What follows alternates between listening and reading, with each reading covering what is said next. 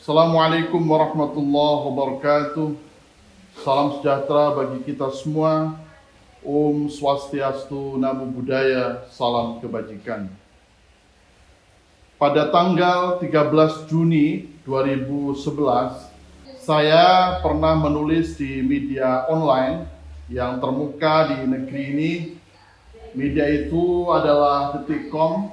Saya mengangkat judul "Keindonesiaan Belum Tuntas". Artikel itu menyoroti soal fenomena penolakan untuk hormat terhadap bendera merah putih dan sekaligus juga memutar lagu Indonesia Raya. Bendera merah putih maupun juga lagu Indonesia Raya, bagi kita Indonesia adalah bukan hanya sekedar simbol, tetapi itu adalah bagian dari pusaka bangsa yang harus dijaga dan dipelihara. Penolakan itu tentu menimbulkan problem serius betapa keindonesiaan kita hari ini masih belum tuntas. Dan dari situlah kita berkesimpulan bahwa fenomena penolakan itu adalah sebuah fenomena gunung es yang di bawahnya justru lebih besar yang terjadi di tengah-tengah kehidupan masyarakat. Ada kelompok-kelompok yang hari ini masih belum berdamai dengan Indonesia, mereka masih menggugat keindonesiaan. Mereka adalah kelompok-kelompok yang melakukan de-indonesiaisasi dengan cara melakukan rongrongan terhadap keindonesiaan kita. Mereka membenturkan Islam satu sisi dan keindonesiaan di sisi lain. Dan senantiasa mereka secara detail melakukan penghadap-hadapan antara Pancasila versus dengan ideologi Islam, antara Undang-Undang Dasar 1945 versus Syariah Islam, antara Negara Kesatuan Republik Indonesia versus Khilafah Islamiyah, antara kebenekaan versus dengan keumatan. Mereka-mereka yang masih belum berdamai dengan keindonesiaan senantiasa berjuang tanpa henti, tanpa bosan dan terus-menerus berusaha, berkeinginan untuk merubah negeri kita Indonesia yang kita cintai. Selama mereka menggunakan jalur konstitusi, institusi yang tersedia yang diatur dalam peraturan perundang-undangan, saya kira bukan problem yang serius.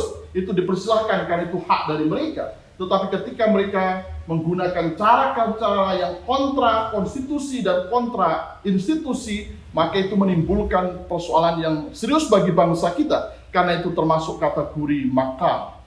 Padahal para the founding fathers kita, pendiri republik ini, telah mendudukkan posisi Islam dan keindonesiaan itu dengan satu tarikan nafas, di mana keislaman dan keindonesiaan seperti kepingan mata uang yang hanya bisa dibedakan tetapi tidak bisa dipisahkan. Islam itu ruh, sementara Indonesia itu adalah jasad. Ruh tanpa jasad itu namanya hantu. Kemudian jasad tanpa ruh itu mayat namanya. Jadi keindonesiaan tanpa keislaman atau sebaliknya keislaman tanpa keindonesiaan itu menafikan, itu bagaikan hantu maupun mayat dalam konteks itu semua. Oleh sebab itu, pemahaman korelatif antara Islam dengan keindonesiaan dalam konteks integral seperti ini itu melampaui pola hubungan agama dengan negara seperti yang berkembang di negara-negara lain. Pola hubungan teknokratik misalnya. Sebuah pola hubungan di mana mereka punya pemahaman bahwa negara adalah penjelmaan dari kehendak Tuhan, itu kerajaan Tuhan di bumi, sementara penguasa raja-rajanya itu adalah tetesan dewa. Dan kemudian yang kedua adalah pola hubungan integralistik ini juga melampaui pola hubungan sekularistik, di mana ada pemisahan antara agama dengan negara, antara gereja dengan otoritas kekuasaan. Ketika terjadi revolusi Prancis pada tahun 1789, maka momentum di mana monarki ambruk kemudian tampil republik itu sebuah era kebangkitan di mana ada pemisahan antara agama dengan negara seperti yang terjadi di barat. Nah, apa yang kita capai dalam konteks Keindonesiaan adalah sebuah capaian yang luar biasa di mana Islam dengan keindonesiaan disejajarkan menjadi bagian yang tak terpisah, memiliki hubungan yang integralistik bagaikan kepingan mata uang, hanya bisa dibedakan tetapi tidak bisa dipisahkan. Kelompok-kelompok yang senantiasa membentur-benturkan itu, mereka yang selama ini mempersoalkan, menggugat keindonesiaan kita. Padahal mayoritas umat Islam di Indonesia menyadari penuh bahwa dia adalah Muslim, sekaligus juga warga negara. Keislaman dia dengan keindonesiaan itu satu tarikan nafas yang mereka tidak bisa dipisahkan dalam konteks kehidupan keseharian mereka. Para pemirsa Seknas Jokowi Channel yang saya hormati, capaian pola hubungan integralistik antara Islam dengan keindonesiaan itu sebuah capaian yang luar biasa yang dicapai oleh bangsa kita Indonesia ini. Dan itu belum tentu dicapai oleh negara-negara lain yang terjebak kepada pola hubungan yang teknokratik maupun pola hubungan yang sekularistik seperti yang terjadi di belahan dunia yang lain.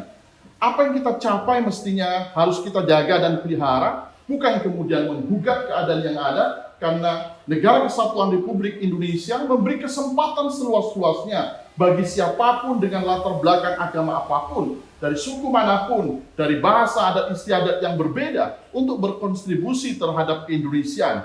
Karena keindonesiaan itu adalah sesuatu yang tidak sekali jadi. Dia seluruh elemen anak bangsa di Indonesia berkontribusi terhadap terbentuknya keindonesiaan kita.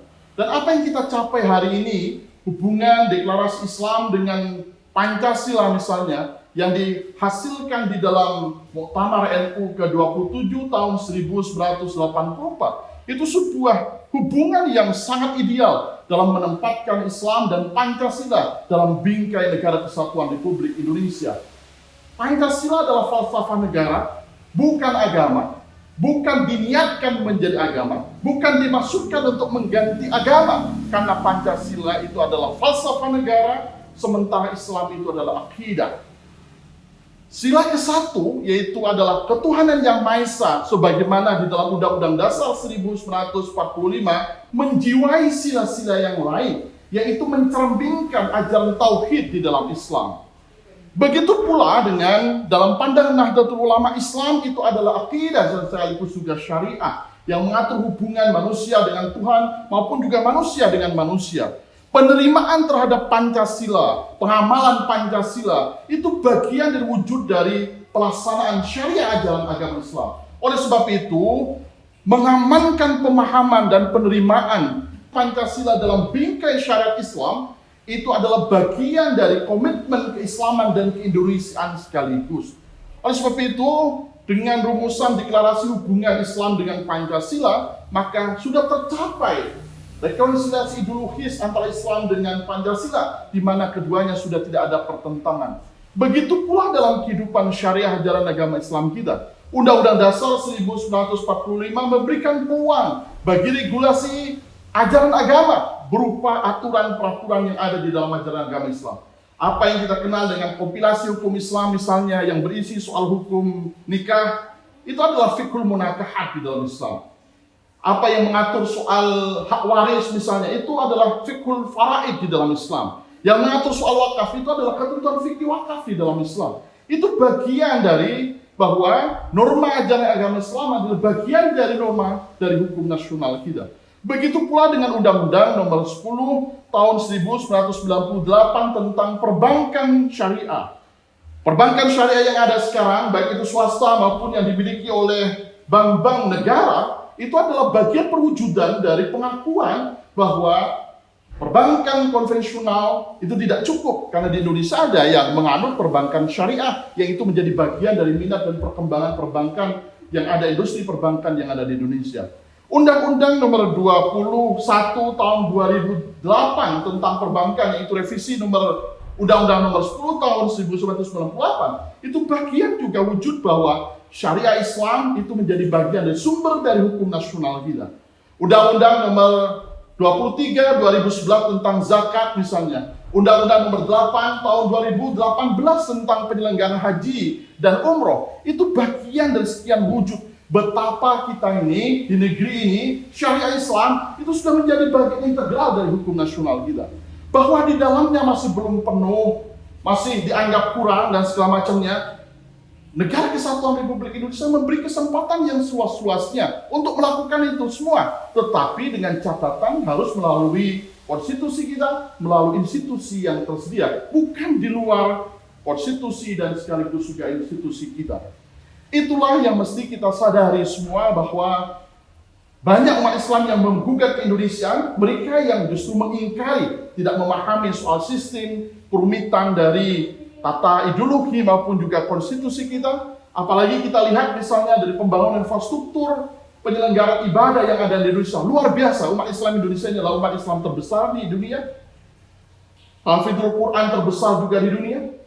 Masjid juga yang terbanyak di dunia. Terus apalagi kemudian yang kita sanksikan dengan ke-Indonesiaan ini?